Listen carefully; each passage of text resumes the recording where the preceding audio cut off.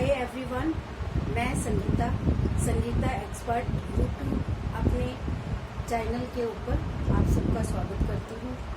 पिछले वीडियो में हमने इसमें देखा था कि संचार के कार्य क्या है और उसमें बाधाएं किस किस तरीके की हमारे सामने आती है, किस किस बाधाओं का हमें सामना करना पड़ता है।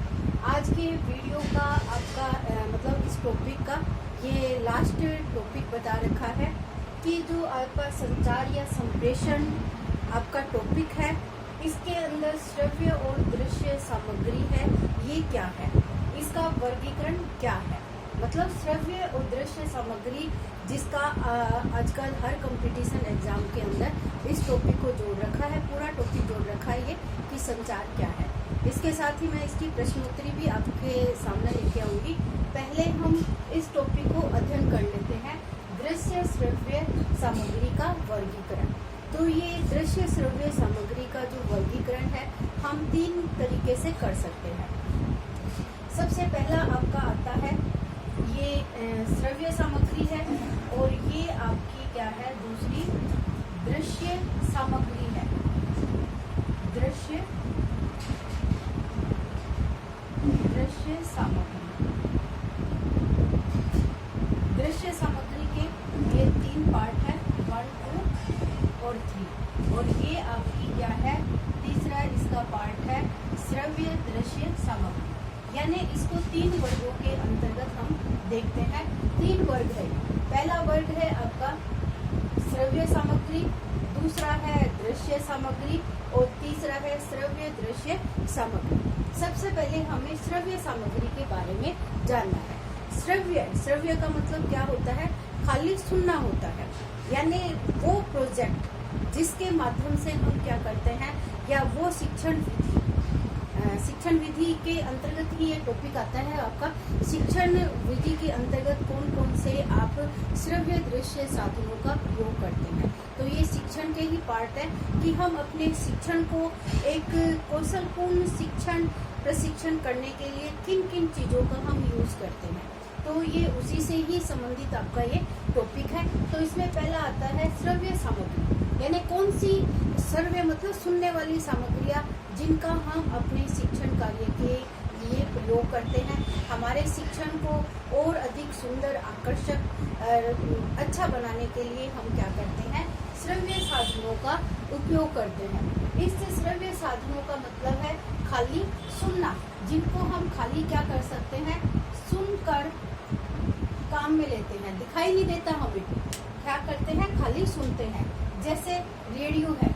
अब ये रेडियो क्या है, रेडियो एक ऐसा साधन है जिसके माध्यम से हम खाली रेडियो के अंदर जो आवाज आ रही है उस आवाज को सुनकर अपने शिक्षण कार्य को प्रभावी बना सकते हैं। यानी आवाज उसके अंदर हम खाली सुनेंगे, आवाज वो कौन बोल रहा है और क्या दिखा रहा है उसके बारे में हम कुछ नहीं सुनेंगे। खाली क्या है, सुनने की माध्यम से हम करते हैं। जो रेडियो आता है इसके अंदर जो क्वेश्चन बनता है, आपको खूब सारे शब्दों के जैसे नाम मिलेंगे, उसमें पूछा जाएगा कि इसमें श्रव्य सामग्री का उदाहरण कौन सा है या दृश्य सामग्री का उदाहरण कौन सा है, श्रव्य दृश्य सामग्री का उदाहरण कौन सा है। तो ये जो मैंने शब्द लिखे हैं, इन शब्दों को आपको पहचानना होगा कि किसके माध्यम से हम खाली सुन सकते हैं, किसके माध्यम से हम देख सकते हैं और किन के माध्यम से हम सुन और देख दोनों कार्य कर सकते हैं। तो सबसे जैसे सुन सकते हैं पहला आ गया, तो इसमें रेडियो आ जाता है। रेडियो का कार्य क्या है, खाली हमें सुनाना है। रिकॉर्डिंग टेप, रिकॉर्डिंग यानी किसी के अंदर जैसे हम रिकॉर्ड कर लेते हैं, जैसे मोबाइल है हमारा, मोबाइल के अंदर भी हम आवाज को रिकॉर्ड करके उसको सुन लेते हैं। रिकॉर्डिंग के अंदर टेप आती है। क्या होता है, टेप के अंदर ये सिस्टम होता है कि हम किसी भी तरीके की चीज को रिकॉर्ड करके और उसके अंदर बजाने का कार्य कर सकते हैं, यानी सुनने का कार्य कर सकते हैं। तो रिकॉर्डिंग टेप आ जाता है, डिस्क तार आ जाता है, सार्वजनिक भाषण है जिनका हम क्या कर सकते हैं, खाली अपने सुनने का कार्य कर सकते हैं। और ध्वनि टिप्पणियां होती है इसके ऊपर, और टेलीफोन भी इसका साधन है। टेलीफोन पर भी आप क्या करते हो, कि खाली मोबाइल फोन को चला के और आप अपने आपस में पारस्परिक वार्तालाप के माध्यम से आप कम्युनिकेशन कर सकते हो। आजकल तो इसके अंदर आपकी देखने वाली प्रक्रिया भी आ गई है, जिसको आजकल मोबाइल के माध्यम से यूज किया जाता है। तो ये दोनों ही मोबाइल क्या जाता है, आजकल दोनों ही साधन हो गए, दृश्य साधन भी है और साथ में आपका सुनने यानी श्रव्य साधन के लिए भी यूज किया जाता है। वीडियो कॉलिंग होती है तो वो क्या हो गई, दृश्य साधन का एक, दृश्य और श्रव्य दोनों साधनों का एक संयुक्त रूप उसके अंदर देखने को मिलता है। दृश्य सामग्री, दृश्य सामग्री भी क्या होती है, जिसको हम देख सकते हैं, जिसको लगाया हुआ देख सकते हैं या किसी भी रूप में उसको हम खाली देख सकते हैं, उसके पीछे आवाज नहीं आएगी आपकी, जिसके आवाज का कोई भी उसके साथ कनेक्शन नहीं होता है। खाली जैसे आप ये ब्लैक बोर्ड है, क्या है, आप इनको देख सकते हो। तो ये क्या आ गई, आपकी दृश्य सामग्री आ गई। तो इस दृश्य सामग्री को भी 3 भागों के अंतर्गत बांटा है। पहला आता है नॉन प्रोजेक्ट और दूसरा आता है आपका इसी के अंदर प्रोजेक्ट और तीसरा मैंने नाम दिया है अन्य नाम। तो नॉन प्रोजेक्ट का मतलब क्या है, जो आप देख सकते हो जिसके अंतर्गत इलेक्ट्रॉनिक्स चीजें शामिल नहीं होती, बिना इलेक्ट्रॉनिक्स के जो आइटम लिया जाता है वो आपका क्या आ जाता है, ये नॉन प्रोजेक्ट वाली चीजें कहलाती है। प्रोजेक्टर वो चीजें आती है जिसके अंदर बिजली का प्रयोग करने वाले साधनों का हम यूज करते हैं, यानी ये बिजली इलेक्ट्रॉनिक्स आइटम आते हैं और नॉन प्रोजेक्ट में बिना इलेक्ट्रॉनिक्स के आइटम आते हैं। तो इन दोनों को हम नॉन प्रोजेक्ट और प्रोजेक्ट के माध्यम से व्यक्त कर सकते हैं। अन्य के अंदर वो चीजें आती है जो इन दोनों से ही संबंध नहीं रखती है। तो जैसे मॉडल नमूना है, जैसे किसी भी चीज का हम नमूना बनाकर और एक मॉडल के रूप में दीवार के ऊपर या कहीं पे भी हम टेबल के ऊपर रख देते हैं, तो वो हमारा क्या आ जाता है, मॉडल नमूना आता है। फ्लैनेल ग्राफ आपने देखा होगा स्कूल कॉलेजों के अंतर्गत इस तरीके के बड़े बड़े ब्लैक बोर्ड है वो लगे हुए होते हैं।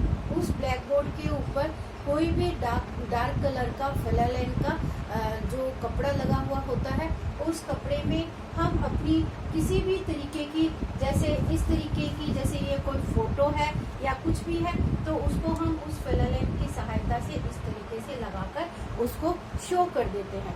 तो वो क्या करता है, आपका खाली देखने से संबंधित चीजों को इस फ्लैनेल ग्राफ के माध्यम से शो करता है। ये आपने जैसे कई कॉलेज वगैरह के अंतर्गत हम प्रोजेक्ट के रूप में भी बच्चों से ये कार्य करवाते हैं कि आप अपनी शिक्षण विधि को इस फ्लैश कार्ड के माध्यम से शो करें।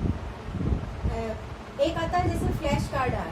फ्लैश कार्ड का मतलब होता है जैसे आप इस शेप के, टीचिंग एड में आता है ये भी, इस शेप के आप 5 या 6 कागज है वो आप अपने तैयार करो। एक साइड तो हम उसकी ड्राइंग बना लेते हैं और पीछे की साइड हम उसके बारे में लिख लेते हैं और एक एक कार्ड करके बच्चों को उस चित्र के माध्यम से समझाने का प्रयास करते हैं। तो वो फ्लैश कार्ड के अंदर बच्चे को जो दिखाई दे रहा है उसी के अकॉर्डिंग वो पीछे लिखा हुआ होता है और उससे संबंधित चर्चा परिचर्चा है बच्चों को उस चित्र के माध्यम से हम दिखाकर व्यक्त करते हैं। तो इसको बोला जाता है फ्लैश कार्ड। और जो ग्राफ के माध्यम से आप शो करते हैं उसको फ्लैनेल ग्राफ के नाम से जानते हैं। फोटोग्राफ, चित्र, फोटो लेना किसी चित्र और उस चित्रों के माध्यम से आप कहीं पे भी उसको शो कर देते हो तो वो फोटोग्राफ कहलाती है। चित्र भी आ सकता है, इसमें चार्ट भी आ सकता है, पोस्टर भी आ सकता है और चौक और बोर्ड जिसके माध्यम से हम क्या करते हैं, खाली लिखित यानी दृश्य रूप में आपको दिखाई देता है। तो ये फोटोग्राफ, चित्र, चार्ट, पोस्टर, चौक बोर्ड, बुलेटिन बोर्ड, ये सारे क्या आते हैं आपके नॉन प्रोजेक्ट दृश्य सामग्री के अंतर्गत इनको रखा जाता है। दूसरा आपका प्रोजेक्ट से संबंधित सामग्रियां आती है। प्रोजेक्ट से संबंधित सामग्रियों का मतलब होता है जैसे स्लाइड्स है, आपने देखा है टीवी के ऊपर जब टीवी चलता रहता है तो उसके नीचे नीचे क्या आती है, एक स्ट्रिप के अंदर नाम है, किसी चीज का एड वगैरह है, वो चलता रहता है, तो उसको क्या कहते हैं, स्लाइड्स कहते हैं। फिल्म स्ट्रिप भी इसी तरीके की एक स्ट्रिप फिल्म के साथ चलने वाली स्ट्रिप होती है। मौन चलचित्र या चलित अपारदर्शी प्रोजेक्टर ओवरहेड प्रोजेक्टर के माध्यम से, अनुमानित चित्र के माध्यम से, ये सारी जो बिजली के आइटम से चलने वाली चीजें होती है और हमारे किसी भी बुलेटिन में दिखने की, मोबाइल के अंदर भी आप देखते हो किसी भी व्यक्ति की चीजें लगाते हैं तो नीचे वो अपना ऐड करते जाते हैं। तो इस तरीके की जो प्रोजेक्टर दृश्य सामग्री के अंतर्गत आते हैं। अन्य के अंतर्गत हमने रखे हैं प्रदर्शनी है, प्रदर्शन है, साहित्य है। आप देखते हो कि कई बार स्कूल कॉलेजों में कहीं भी जैसे ये मेला वगैरह लगता है तो इसमें प्रदर्शनियाँ लगी हुई होती है। उस प्रदर्शनी के माध्यम से हम अलग अलग तरीके की चीज़ों को वहाँ पे देखते हैं और उनसे जानकारी लेने का प्रयास करते हैं। तो ये सब चीज़ें किसमें आती है, दृश्य सामग्रियों के अंतर्गत आती है। अब तीसरा हमारा होता है दृश्य और श्रव्य, जिसके अंदर दोनों प्रक्रिया है वो एक साथ साथ चलती है। उसमें दृश्य भी चलती है और साथ में क्या चलती है, आपकी श्रव्य भी चलती है। जैसे इसका सिंपल सा उदाहरण, टेलीविजन सबसे पहले आपके घरों के अंदर चलता है तो टीवी के अंदर आपको दिखाई भी देता है और साथ साथ में क्या होता है, आपको आवाज भी सुनाई देती है। ऐसे ही सिनेमा घर के अंदर भी क्या है, मोशन पिक्चर जिसको हम नाम दे सकते हैं, उसमें पिक्चर आपको दिखाई दे रही है और साथ में आपको सुनाई दे रही है। वीडियो के अंतर्गत भी यही होता है। ड्रामा या कठपुतली, आप पुराने समय में स्कूलों में आपने कठपुतलियों का शो देखा होगा। ये कठपुतलियाँ क्या होती है, काठ की छायादार कठपुतली, अलग अलग नामों से जानी जानी तार वाली कठपुतलियाँ है, कई तरीके की कठपुतलियाँ होती है जो पर्दे के पीछे से आपको डांस करती हुई भी दिखाई देती है और किसी चीज़ के गाने के माध्यम से कोई संदेश आपको देने का कार्य भी करती है। तो ड्रामा भी आपने देखा होगा, रोड के ऊपर ड्रामा, स्कूलों में जैसे भ्रूण हत्या के ऊपर, फूड न्यूट्रिशन के ऊपर, गाँवों में प्रसार शिक्षा के अंतर्गत इस तरीके के ड्रामों का प्रचलन किया जाता है।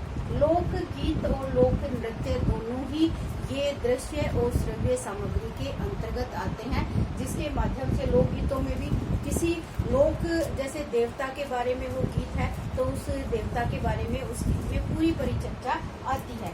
लोक गीतों के अंतर्गत भी हम किसी भी देवता या किसी चीज का हम जब गीत, लोक देवियों का गीत गाते हैं तो उसमें पूरा, जैसे गणगौर पूजा के ऊपर गणगौर के गीत आते हैं तो उसमें हमें पूरी कथा का वर्णन उन गीतों के अंतर्गत होता है। तो ये हमारे दृश्य श्रव्य सामग्रियों के अंतर्गत आते हैं।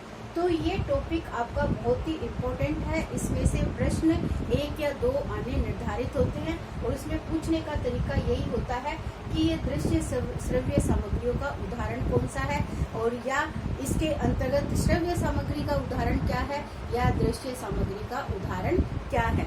अगर ये वीडियो आपको पसंद आए तो इसको लाइक, शेयर और सब्सक्राइब करना ना भूलें। इसमें पूरा कंटेंट आपको बताने का प्रयास किया है कि दृश्य और श्रव्य सामग्री क्या होती है और इनका हमारे प्रसार शिक्षा के अंतर्गत, साथ साथ में संचार प्रक्रिया के अंतर्गत इनका महत्व क्या है। All the best everyone, thank you. बाबू तू तो